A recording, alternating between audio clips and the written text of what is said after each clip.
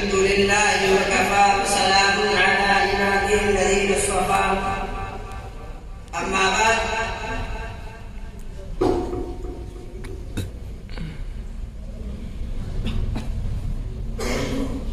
أعوذ بالله من الشيطان الرجيم. بسم الله الرحمن الرحيم. قال الله تعالى: اقرأ باسم ربك الذي خلق، خلق الإنسان من علق. اقرأ وربك الأكرم الذي علم بالقلم، علم الإنسان ما لم يعلم. وقال النبي صلى الله عليه وسلم: الدنيا ملعونة وملعون ما فيه إلا ذكر الله وما والاه وعالما أو متعلما.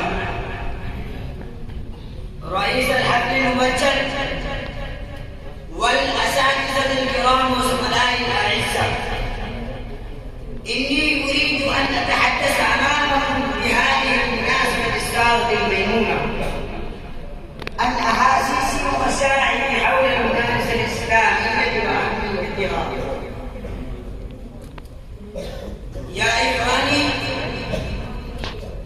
إن المدارس الإسلامية لها أهمية باهظة مسلمة، ولها دور فعال في بناء المجتمع الإسلامي المثالي، ولها فعال حميدة في ترويج العلوم الإسلامية والتعاليم الشرعية النقية البيضاء، ولها معارف خالدة مخلدة في معارف الوسائل العبيصة والفتن المعارضة للإسلام والمسلمين، ولها جهود مقدسة في إزالة الأوهام والخرافات، ولها أثر بالغ أكبر في إقلاع العقائد الشركية الزائرة، ولها نفوذ عميق في كشف الستار عن الأباطيل والتقاليد، ولها إيمان خاص في اتباع التحديات الكبيرة المستمرة حول الإسلام وتعاليمه الساذجة البسيطة، ولها خدمات جديدة في إصابة المجتمع الإسلامي في صبغة الدين ومعتقده،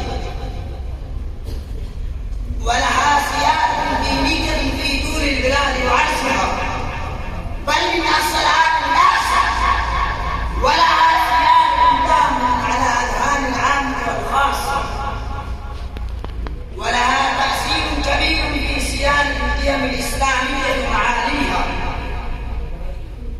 ولها قوة نافذة أقوى في محاربة الحضارة الغربية التي تستعصي أصول المجتمع الإسلامي المتدين لغاية من السرعة، وهي مآل مذية يستدين بها القلوب التائهة المتحيرة.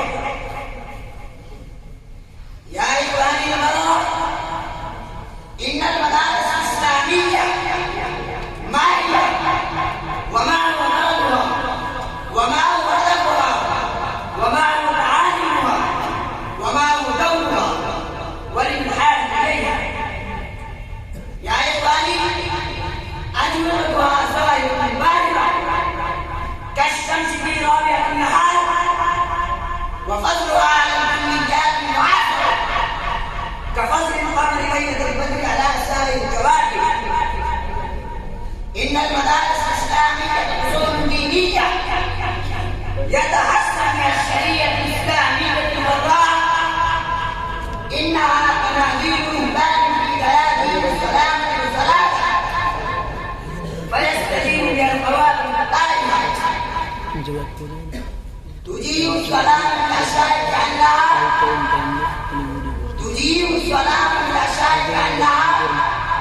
منار الصلاة المتبدل.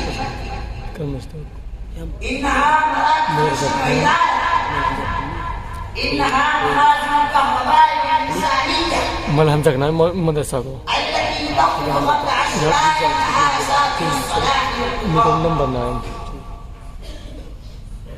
يا إخواني، هذه المدارس الإسلامية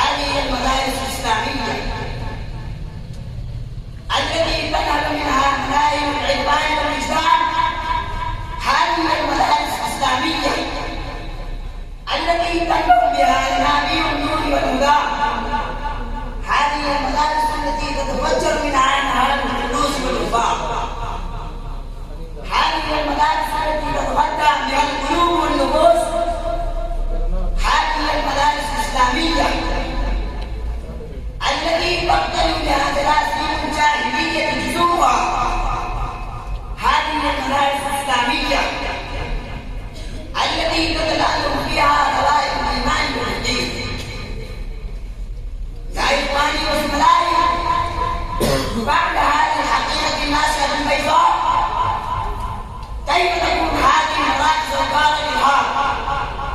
وكيف تكون منابع البغي والفساد؟ وكيف تكون معاهد القتال والخراب؟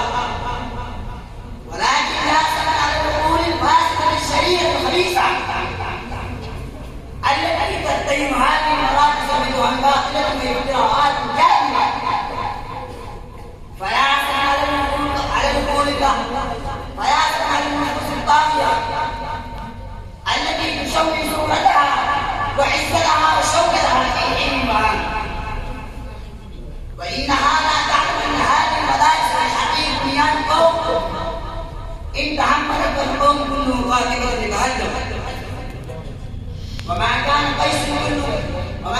قيس كله كل واحد ولكنه بنيان القوم تهدم.